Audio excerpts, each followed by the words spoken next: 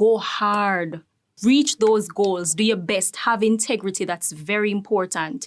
Yeah. You want to have integrity in anything that you do. Be honest, and on your way up, try to help other people up. Life is not about you. Life is not about me. Life is about us. So it's a community effort, and let us all play our part in advancing the welfare of the whole human race, right?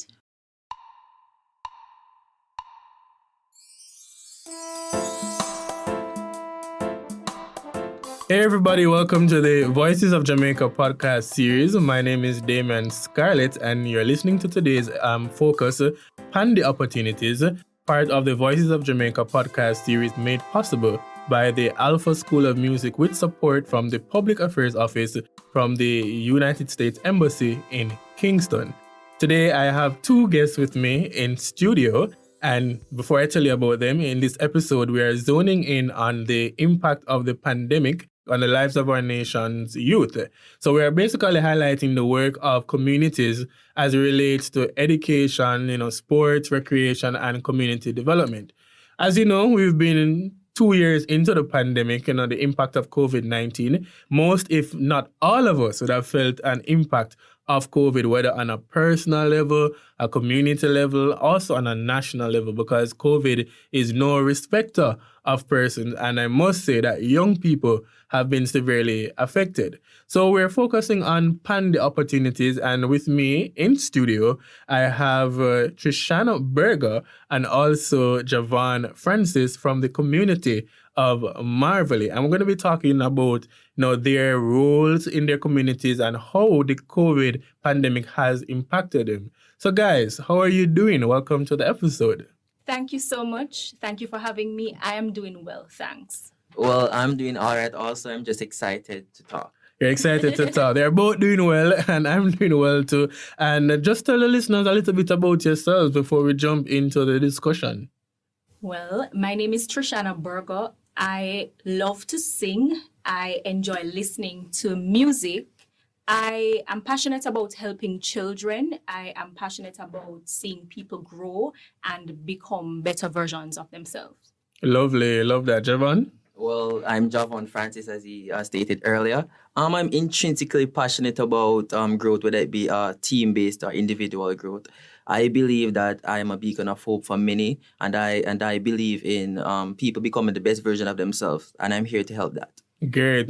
Sounding good. I love the kind of positive energy that you guys are exerting thus far. But again, the Voices of Jamaica are focusing on community development, and we want our listeners to also to understand a little bit more about the communities that you're from. Now, we're going to go into a lot more of what the community development looks like. But in terms of your take on Marverly, growing up in the community, what can you tell us about Marverly? Well, I've lived in Marverly about 6 to 7 years now, and what I can say is that I've never lived in a space that I've been so comfortable. I've never been in a space that has inspired me more than Marverly. There is so much life in the place, and everyone, is just a community that everyone inspires each other to become the best version of themselves, even in the most dire situations. Great. Trishana, you have anything to add to that? Well, yes, I have lived in Marverly for all my life. What I am very excited to see in the community is that we have a community of people who are very resourceful. And so they may not be a university graduate, even though we have some of those, but there are people who use their gifts and talents to thrive daily. So I love that. Okay, great. So we have people using their gifts and their talents within the community. And why I ask that question is because oftentimes when we hear of specific communities across Jamaica, including Marverly, there's always that kind of stigma because of violence or so. But what we're hearing from you guys today is that within the community, there are programs and there are people there who are change agents.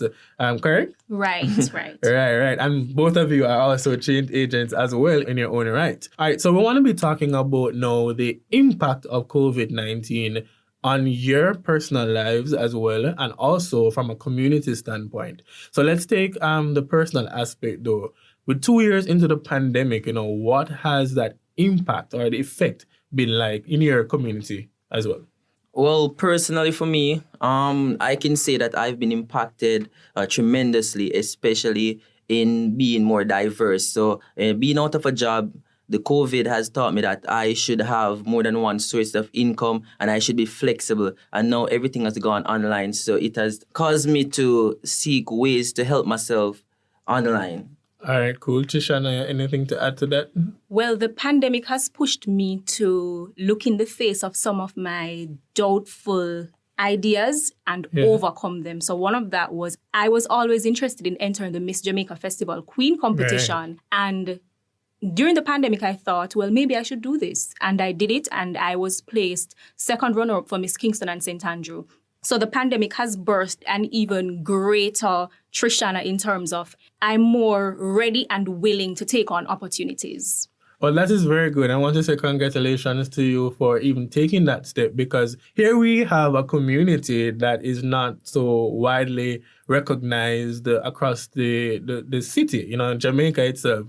In a good light, let's put it that way. But here it is that we have a young lady who really has a vision for herself, and she thought it was important to go into this competition. But quickly, just to share, what was that like for you?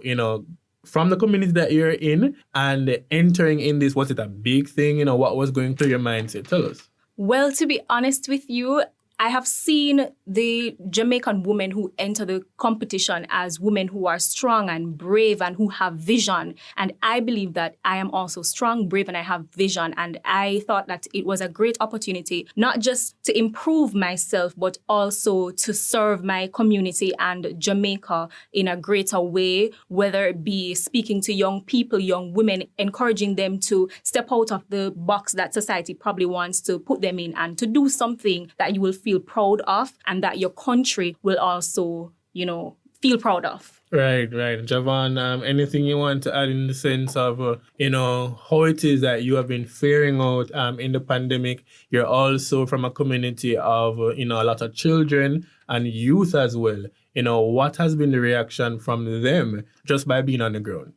Well, as it relates to the struggle of the youth in the light of COVID, I've seen where the educational development has been thwarted in a massive way. And I've understood the assignment that, I have in terms of helping them to maneuver whatever a task is, and in terms of helping them to be educated. Now, I believe that everyone should be educated. And as a person who has had the privilege of being educated myself, I think that they're at the level that they should have the right to be educated. Right, and you're also the founder of the Marverly Higher Development Foundation. It's a passion that you have for, reaching children who are not in school, children who need help in their lessons. What really motivated you as a young man to start this kind of foundation? All right, I think it's two reasons. Having dropped out of school for the second time in 2 years due to financial reasons, I decided that I was going to look at my plight in a different light. I decided that I was going to make an opportunity of my adversity, and I thought about helping the youth in my community, predominantly youth that were deprived of a basic level education and youth who did not have the resource to continue online. So I decided I was going to teach those kids, and it has resulted in a great effort. Yeah, and we commend you on that. Yes, and the second reason is that I've seen where a lot of my loved ones have fallen by the wayside, perhaps due to not having the educational support that they should have had. And I've seen where I've, reached heights that I would not have reached if I did not have the educational development that I was afforded as a youth.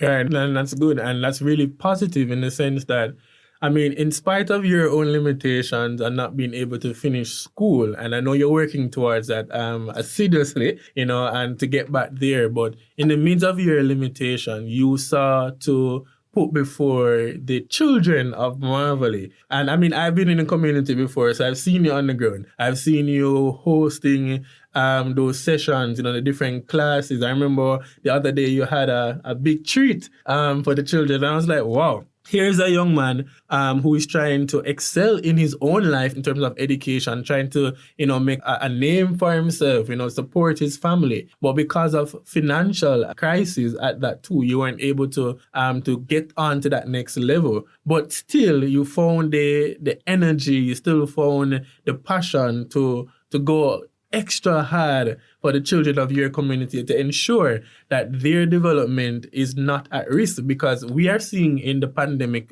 2 years now, a lot of children have not been in school. Talk about the learning loss. I mean, earlier on, Trishana was mentioning about the sustainable development goal as it relates to quality education. So when you look at that and you look at the fact that here are two young people from Marverly who are visionaries.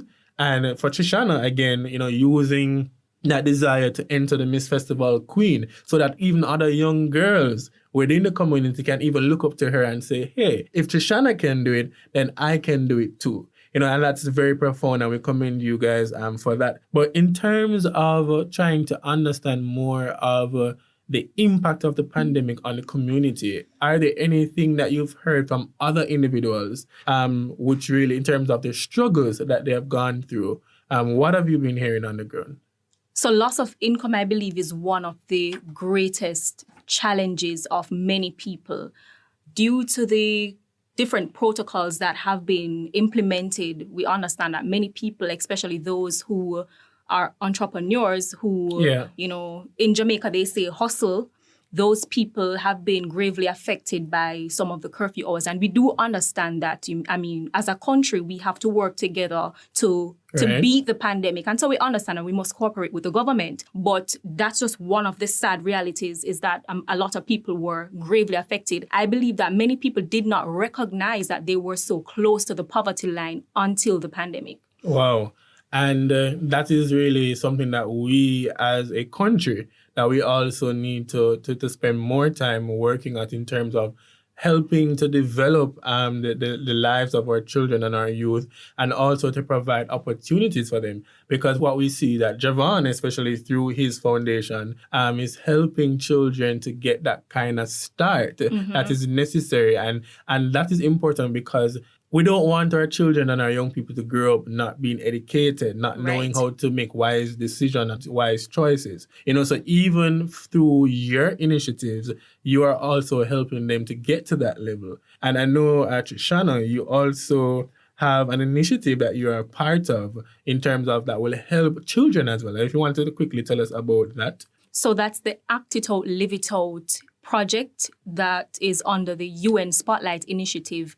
And that initiative is powered by helping to advocate against gender-based violence. And I know that people like to think that that is something that haunts only people of a lower socioeconomic status, but it is not true. It starts from the high to the low, from the low to the high. So all Jamaicans, I believe, many of us know somebody who has been affected by gender-based violence. And I just feel really honored to be a part of an initiative where I can use my own gifts. I love to sing, and so I can help with writing or helping the different performances in terms of the songs that they will choose to advocate. Yeah. I'm a part of the Kingston and St. Andrew advisory team, and on the 29th of this month, we will go into the Papine community, and performances will be done to advocate against gender-based violence. I'm really honored. I'm passionate about that. I believe that women and men should have a relationship where nobody has to be disrespected, and we don't have to use violence in any way to quell conflicts. Wow, and that is great, and I love what you're doing, Trishana, because again, we want to highlight that even from communities that are not well recognized by other individuals in society, is that we see that through your initiatives that you are doing, that you are changing the narrative within your area there in Marverly. Here's a young woman with a passion to reach children and to reach youth. We also have Jahvoughn as well, doing the same thing in his own way and getting other young people on board to participate. Do you guys see yourself as ambassadors and change agents within the community of Marverly? and in extension, Jamaica as well. Again, this is the Voices of Jamaica podcast, and we want our listeners to know as well that we have committed young people who are able to transform and to change the narrative in our society so that Jamaica can be a better place. I'll start with Jahvoughn. Well, I believe that the greatest development or the greatest impact in society is first made at the community level. And when one can impact the community in terms of education, if one person is educated and that person uses his education to impact the generation to come, then you might save 1,000 lives or 1,000 lives. So I believe that, yes, I am a role model. I am someone who the kids look up to, and therefore I must strive in perspective that I am leading many children. Wow, profound. Trishana? Mm-hmm. Well, I believe at the heart of who I am, I believe I'm called to serve. And if that makes me an ambassador, then I'm grateful.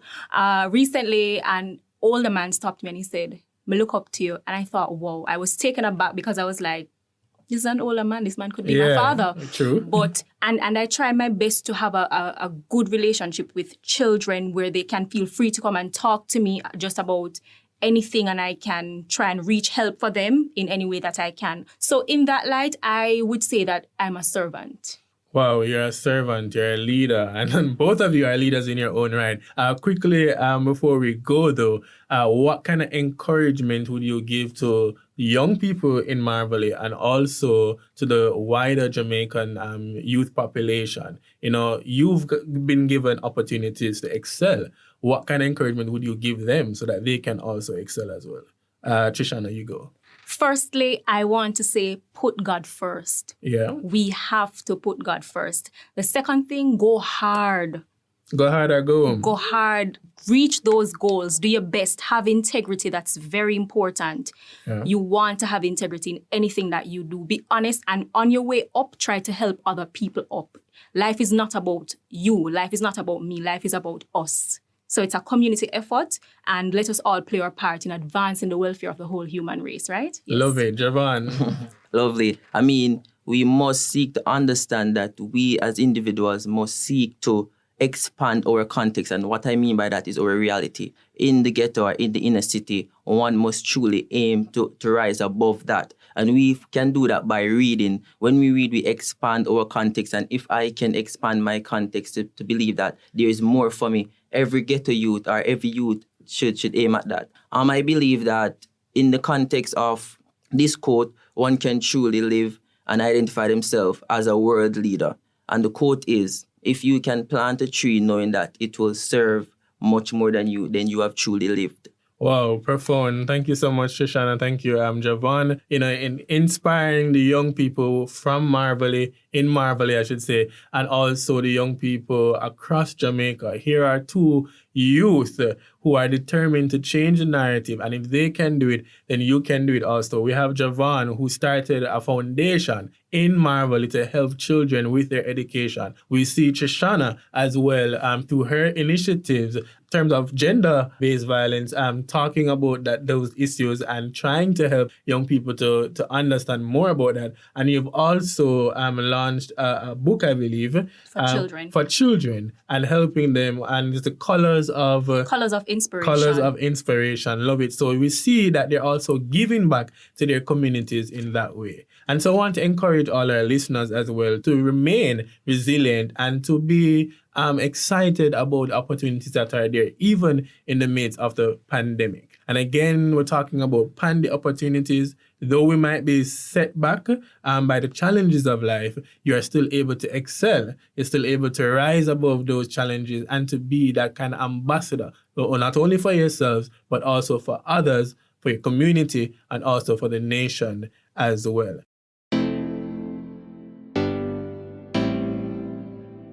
You're listening to the Pande-Opportunities episode, part of the Voices of Jamaica podcast series made possible by the Alpha School of Music with support from the Public Affairs Office at the U.S. Embassy in Kingston, Jamaica. Just want to say thank you to all the persons who made this episode possible today. And thank you, Trishana. Thank you, Jahvoughn, for coming in studio. Want to say thank you to our producers and our engineer. Until next time, this is Damian Scarlett Walk good, don't bucket toe, and remember that opportunities are available for you out there. Have a good one, Jamaica.